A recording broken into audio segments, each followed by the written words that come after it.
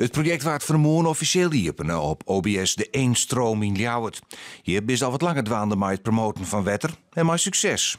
Nou, zet je van de morgen Jerkon toen we de campagne lanceerden, voel mij wel op dat er een op de band binnen die zich daar bewust van binnen. En als dat nou komt omdat de squallen er heel fanatiek mee aan de gang is of net, dat weet ik net. Maar hier vond ik het heel positief. Maar we komen het op oren plakken en ik wil oors zien. Een speciaal lespakket is ontwikkeld door BV Sport. Samen met de Ljouwerter band van Oetjoel geworden om meer wetten te drinken.